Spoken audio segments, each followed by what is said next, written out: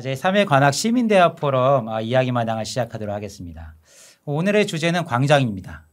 많이 가보셨죠? 네. 12월 3일 저 영상에 봤듯이 계엄령 선포, 그다음에 이를 온몸으로 막아냈던 민주 시민들, 상식 속에서 운영되기를 기대하고 외쳤던 민주주의를 향한 외침과 새롭고 다양한 상징인 응원봉 문화, 깃발 문화, 그리고 또 대선이 있었습니다. 이제 1년이 되어간 시점입니다. 그래서 이 시점에서 우리는 작년의 광장의 저항을 통해 무엇을 경험했고 기억하고 어떻게 살고 있는지 이야기를 나누어 보도록 하겠습니다. 안녕하세요. 저는 한울림 장애인 자립생활센터에서 일하고 있는 신현정 사회복지사입니다. 반갑습니다.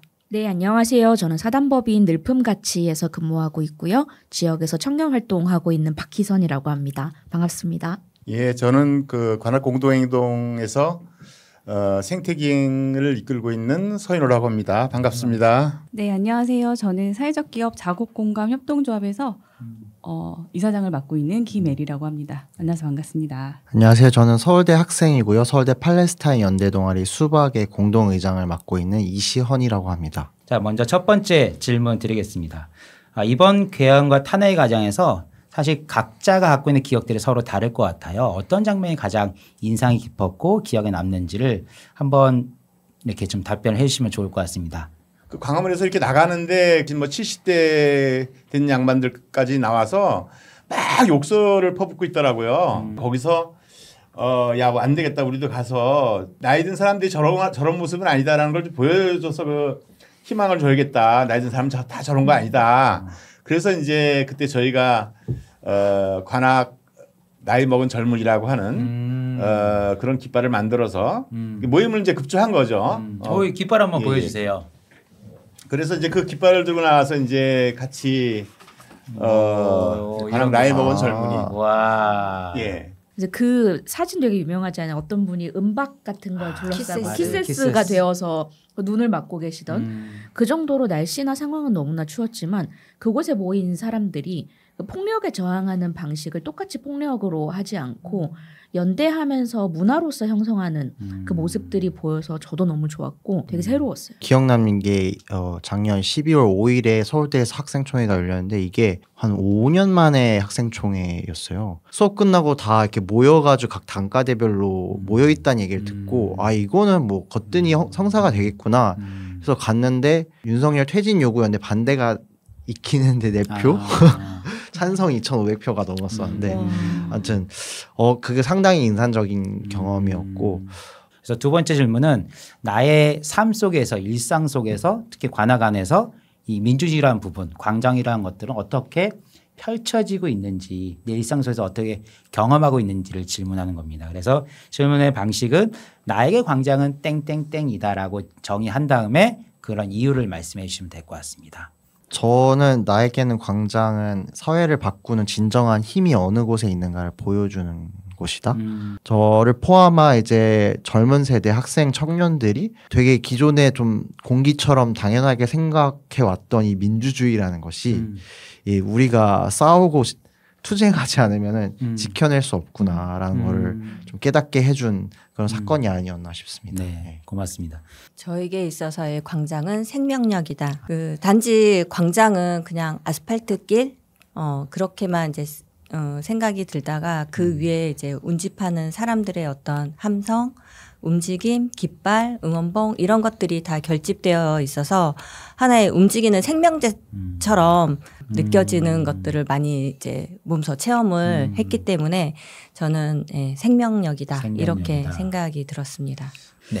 나에게 광장은 연대의 경제이다라고 연대의 경제이다. 네, 함께 일하고 나누고 이제 서로의 어려움을 좀 돌보는 그런 과정이 곧 저는 민주주의라고 생각하는데요.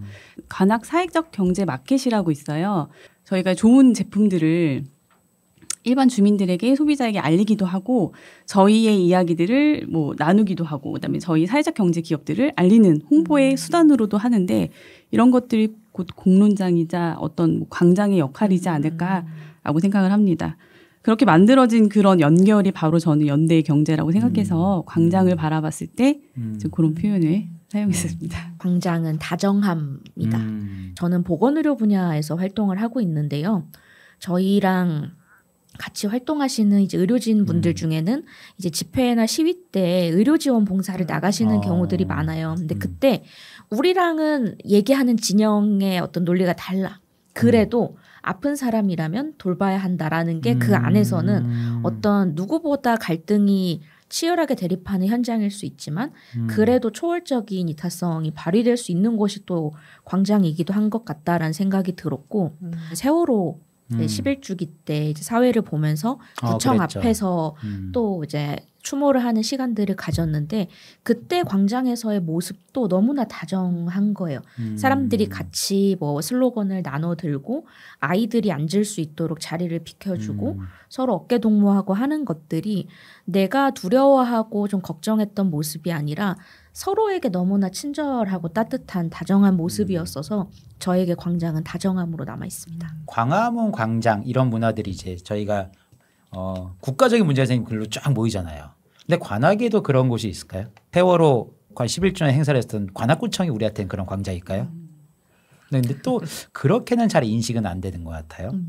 근데 우리가 일상의 민주주의를 뭔가 만들어내고 지켜나가기 위해서 관악의 광장도 필요하지 않을까 생각이 드는데 그런 곳을 만들 수 있을까요? 어디가 좋을까요? 일단 광장이라고 하면 사람들마다 해석이 조금씩 다른 것 같아요. 공간적 범위로 해석을 하면 사람들이 집합할 수 있게끔 꽤나 이렇게 트여 있는 넓은 공간이 있어야 될 것 같은데 이제 좁디 좁은 서울에서는 그런 게 주어지기가 조금 어렵죠. 그럴수록 작은 광장이 더 여러 개 만들어져야 될 필요가 있지 않을까. 우리가 집합할 수 있고 안전하게 이야기를 나눌 수 있다면 그 어디라도 광장이 될 수 있다.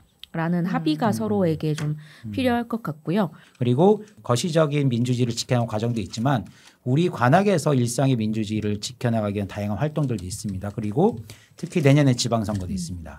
그래서 우리가 앞으로 민주주의를 더 확대하고 공고히 하기 위해서는 우리는 어떤 역할을 해야 될까? 어떤 게 중요하다. 이런 것들에 다시 한번 이야기해보고 싶은데 우리가 제일 어려워하는 것 중에 하나가 이제 이 차별과 혐오와 관련된 SNS나 아니면 유튜브나 이런 데 떠돌아다니는 얘기 아니면 국회의원들조차도 그 차별과 혐오에 관한 얘기를 막 쏟아내잖아요. 쏟아내죠. 그럼에도 불구하고 이제 대처가 상당히 좀 미흡하다. 그래서 그 부분에 대해서는 좀 적극적으로 나서는 것이 필요하다. 정치는 나와 무관해라는 생각들이 많이 있어요.